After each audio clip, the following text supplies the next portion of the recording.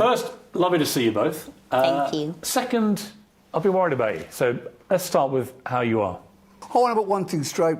It's been put in the papers that they discovered I had Parkinson's when I had the fall. Well, I've known about the Parkinson's since 2003. I've had it all my life. And the Parkinson's I have, it's not like the Michael J. Fox one. What is it called, sir? It's called Parkin2. It's a gene that Ozzy was born with. And of course, Ozzy couldn't get anything normal. It's very rare. Ozzy Osbourne's final words to Sharon will break your heart. After decades of surviving addiction, betrayal, and near-death experiences together, what he confessed before passing left her shattered, and the world stunned. This isn't just about love, it's about what he could never say until the very end. The legendary rock icon Ozzy Osbourne and his wife Sharon share one of music's most enduring love stories. Their relationship spans over 4 decades, surviving addiction, illness, infidelity, and the constant spotlight of fame. Few relationships in rock history have weathered so many storms and emerged stronger. Their story began in the late 1960s when Sharon was just 18 years old, working for her father, Don Arden, a powerful music manager who represented Black Sabbath. Sharon's first impression of Ozzy and his bandmates was far from love at first sight. As she candidly recalled, was like, "Oh Lord, look at them." And they were all odd and hairy, and because I'd been used to dealing with artists that were American and they were slick and they were really put together and they smelt nice, suddenly these guys come in and they're hairy and they're very from the north of England and they don't look or dress like anything I've ever seen. And so I was very nervous of them. Everything changed when Sharon witnessed Black Sabbath perform live. The raw energy and authenticity captivated her in ways she never expected. I went to see their show that night with my father. They performed at this club in London, and I was so in awe of what I was seeing, Sharon explained. When I saw how electric it was and how different, I was like blown away. I was like, whoa! Their professional relationship transformed into something deeper in the late 1970s. In '79, we were working together, and it was 80 in 1980 that we started. It was we were working together, and it just became something else, Sharon revealed. This transition came at a pivotal moment in Ozzy's career, as he had just been fired from Black Sabbath due to his escalating substance abuse issues. The beginning of their romantic relationship coincided with one of the most challenging periods in both their lives. Ozzy had lost his position in the pioneering band he helped create, while Sharon had decided to break away from her father's business after discovering he had used her name for tax and legal purposes without her true understanding. Everything was in my name. Everything. Tax returns, companies, management, contracts with record companies. Sharon explained about her father's business practices. When he didn't pay a bill, they would sue me. Or, when he didn't pay taxes, they would come for me. When Sharon and Ozzy decided to be together, they started with virtually nothing. Ozzy had left his previous marriage, giving everything to his ex-wife and children, while Sharon was dealing with the financial aftermath of separating from her father's business. So when Ozzy and I got together, my father wasn't doing good in business, so the world was after me and Ozzy had nothing, so we both started with nothing. Sharon became not just Ozzy's partner in life, but the architect of his solo career. She helped transform him from a fired band member into one of rock's most recognizable solo artists. Under her management, Ozzy released Blizzard of Oz in 1980, which launched his successful solo career with hits like Crazy Train and Mr. Crowley. Throughout their relationship, Ozzy's battle with addiction remained a constant challenge. His substance abuse had already cost him his position in Black Sabbath, and it continued to threaten both his career and marriage. Sharon stood by him through countless rehabilitation attempts, relapses, and the dangerous behaviors that accompanied his addiction. Their relationship faced another serious challenge when Ozzy was involved in a near-fatal ATV accident in 2003. The crash left him with multiple serious injuries, including a broken neck, collarbone, and 8 ribs. Sharon remained by his side throughout his recovery, further cementing their bond through a medical crisis. In 2020, Ozzy publicly revealed his diagnosis with Parkinson's disease, though he had been privately battling the condition since 2003. I've known him ever the Parkinson's since 2004, Sharon shared. Ozzy's specific diagnosis is Parkin2, a rare form of the disease. It's called Parkinson 2. It's a gene that Ozzy was born with, and of course, cause he couldn't get anything normal, it's very rare. Perhaps the most significant test of their marriage came with Ozzy's infidelity. In a candid interview, Sharon admitted how deeply these betrayals affected her. "I was just really broken in every sense." The pain was so severe that Sharon contemplated ending their marriage. "I said to Ozzy, if you ever do this to me again, I'm going to cut your hair off or I'm going to cut all your clothes." When asked about his infidelity, Ozzy acknowledged the pain he caused. "I wish I hadn't done the stupid thing that I did to warrant that from any of the admin. And that's it, because you never know what you've had until you lost it." Despite these profound challenges, Sharon and Ozzy repeatedly found their way back to each other. When asked what initially attracted her to Ozzy, Sharon pointed to qualities that went beyond his rock star persona. "He was so funny, and quick-witted, and yet very vulnerable. I just thought he was the funniest, sweetest guy I'd ever met because he was so vulnerable about everything, and that just attracted me to him." Ozzy's feelings for Sharon are equally strong. When asked whether he could choose between performing or being with Sharon, he didn't hesitate. "I can't live without her." This deep connection is maintained through daily communication, regardless of where they are in the world. "I don't think since we've been together for not nearly 40 years now, I don't think days gone by without me telling her I love her." Their relationship has found a unique balance that works for them. As Sharon candidly puts it, "I love you, but I don't like you." This honest dynamic has allowed them to acknowledge their differences while maintaining their deep bond. Ozzy's music has been profoundly influenced by his relationship with Sharon. The ballad "Mama, I'm Coming Home" from his 1991 album No More Tears is widely known to be dedicated to Sharon, expressing his gratitude for her unwavering support through his darkest times. The couple brought their unique dynamic into millions of homes through their reality show The Osbournes, which aired from 2002 to 2005.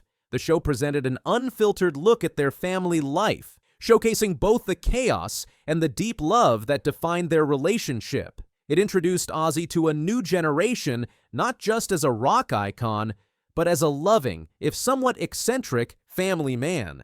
Through public scandals, health crises, career highs and lows, and the everyday challenges of marriage, Ozzy and Sharon Osbourne have demonstrated an extraordinary commitment to each other. Their relationship has survived, where many would have crumbled, proving that beneath the rock star image and manager persona lies a partnership built on deep understanding, forgiveness, and an unbreakable bond.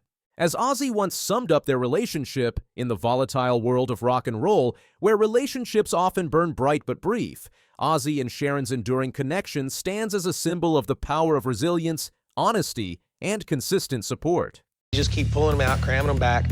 All right. So, I mean, what's the freaking problem? Whoa, AK's back. All right. Howdy. How was There it vacation is. time, Holmes? That was good. It was really good. How are you? So I'm talking to Daphne about my cars, and in walks Aaron, and I'm like, God, he's back. What'd you do, man? Well, I basically just worked at the house. I mean, just What? The explosive truth behind Aaron Kaufman's exit from Fast and Loud isn't just about a falling out. It's about a craftsman pushed to the edge by the constant demands of fame and rushed television timelines. While Richard Rawlings chased deals and spotlight, Kaufman fought to preserve the integrity of his builds until he finally walked away, not in scandal, but in quiet resistance. What the show lost in that moment wasn't just a mechanic, it was its soul. The partnership between Rawlings and Kaufman seemed like an unlikely match from the beginning. Richard Rawlings embodied the loud, outrageous hustler personality, always making deals, pushing deadlines, and keeping the energy high. Aaron Kaufman represented the complete opposite, quiet, calm, and methodical, preferring to work behind closed doors with precision and craftsmanship. This contrast created the perfect dynamic for Gas Monkey Garage, where Richard handled the business operations while Aaron managed the technical expertise and custom builds. When Fast and Loud premiered in 2012, the show introduced audiences to their unique process of buying, restoring, and selling classic cars. The format was simple but effective. Viewers watched the entire journey from initial purchase, through restoration, to final sale. What set the show apart was its authenticity. Aaron's technical knowledge and straightforward approach made him an immediate fan favorite. His honesty about the building process and genuine passion for automotive craftsmanship resonated with audiences who were tired of overly produced reality television. welcome to our garage.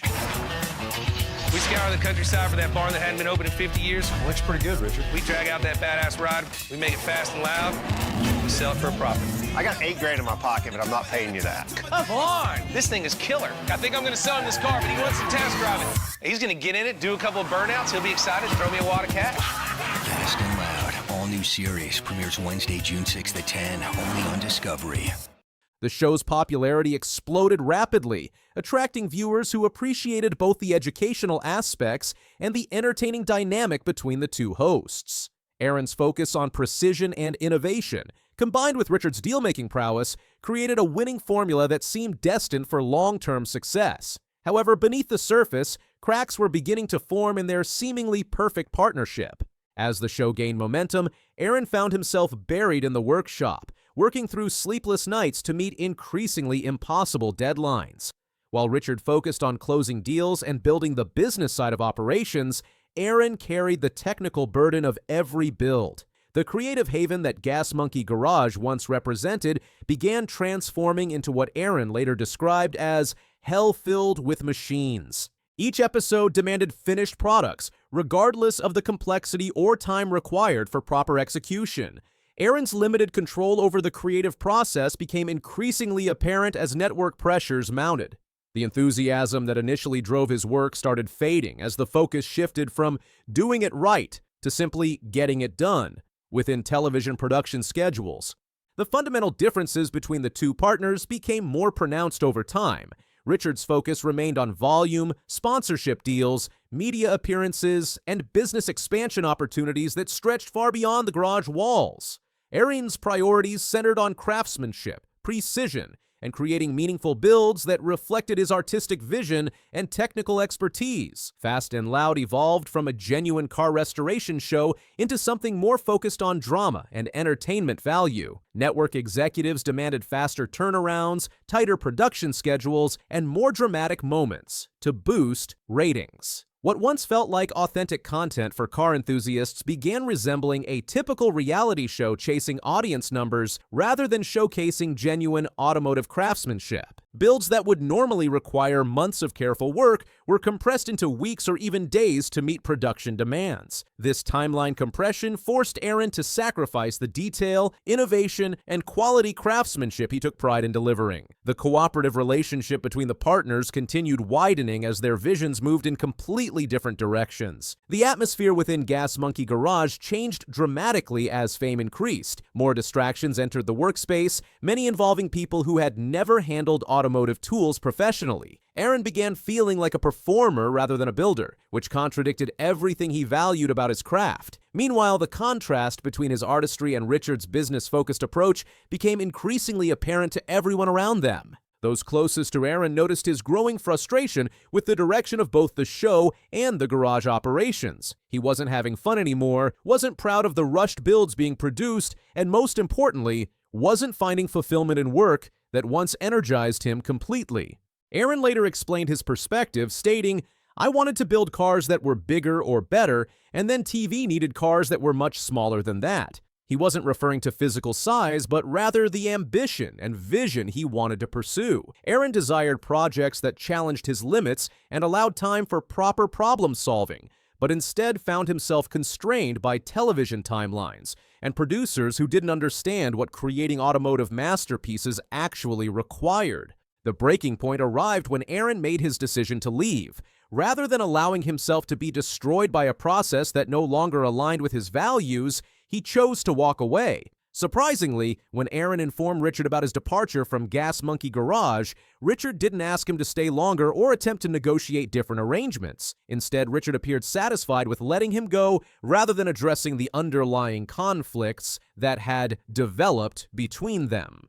Aaron's departure wasn't accompanied by controversy or public backlash. The moment felt quiet, almost unnaturally so for someone walking away from one of television's most popular automotive shows. However, fans immediately noticed the difference when Aaron was no longer part of the program. Fast and Loud continued production after Aaron's exit, but the magic that originally captivated audiences had disappeared. New builders joined the team and production formats were adjusted, but nothing could replicate the authentic chemistry and technical expertise Aaron brought to every episode. The show's foundation had been fundamentally altered, and viewership began declining as dedicated car enthusiasts lost interest. By 2020, just 3 to 4 years after Aaron's departure, Richard Rawlings made the official announcement that Fast and Loud was ending. Richard stated, "I'm done with the drama," and explained his desire to focus on new business ventures away from television production demands. While the explanation seemed strategic, fans understood there was more to the story than Richard publicly acknowledged.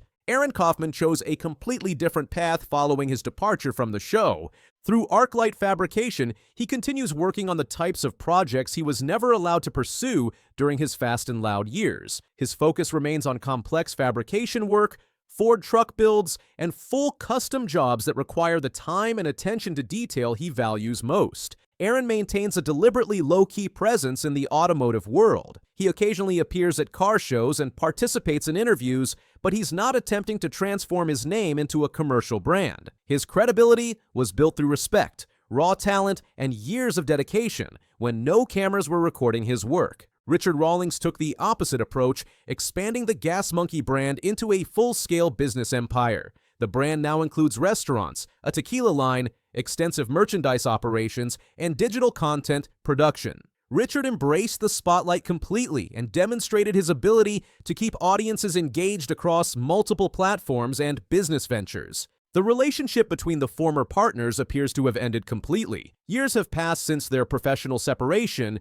and neither has made efforts to address the other directly in public forums. When asked about their partnership in interviews, both maintain professional responses, using phrases like, "We had different visions," or "It was time to move on." The truth appears to be that they likely respect what they accomplished together during their successful years, but neither has any desire to return to that dynamic. Aaron wasn't built for the fame machine that reality television requires, and Richard wasn't willing to slow down his business expansion for anyone's comfort. Fans consistently credit Aaron Kaufman as the heart of what made Fast and Loud special during its peak years. The contrast between Richard's fast-talking energy and Aaron's obsessive attention to detail created the tension that drove the show forward and kept audiences engaged week after week. Aaron Kaufman didn't burn bridges or create dramatic public conflicts like many reality television personalities tend to do when leaving successful shows. Instead, he chose something far more difficult: integrity over fame in an industry built on speed, spectacle, and maintaining constant visibility. Aaron refused to allow his passion for automotive craftsmanship to be enslaved by deadlines and executive decisions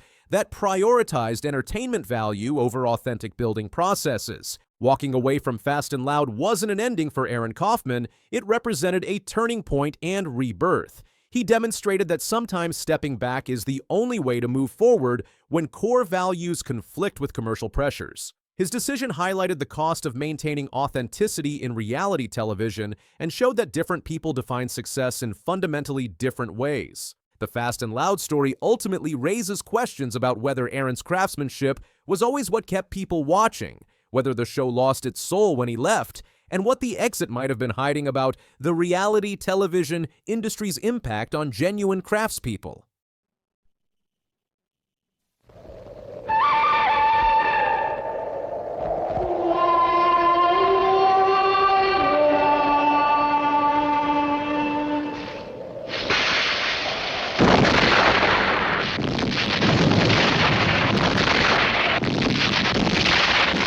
Clint Eastwood just shattered decades of silence, disclosing surprising truths behind the good, the bad, and the ugly, from near-death stunts and off-script legends to the real story behind that iconic squint. A recent fake interview scandal forced him to finally speak, and what he's admitted changes everything you thought you knew about the film. This isn't just a Western, it's a myth built on chaos, tension, and secrets buried until now. When most people think of the good, the bad, and the ugly, one image comes to mind: Clint Eastwood's squint. That steely, silent gaze beneath the brim of a dusty hat became one of the most iconic visuals in film history. But here's what few fans know. It wasn't just acting. It wasn't carefully rehearsed. It was survival. During the grueling shoot in the arid plains of Spain, where temperatures soared and the sun beat down relentlessly, Eastwood found himself constantly squinting out of necessity. With no access to modern lighting shields or digital filters, the intense sunlight made wide-eyed acting impossible. Director Sergio Leone loved the look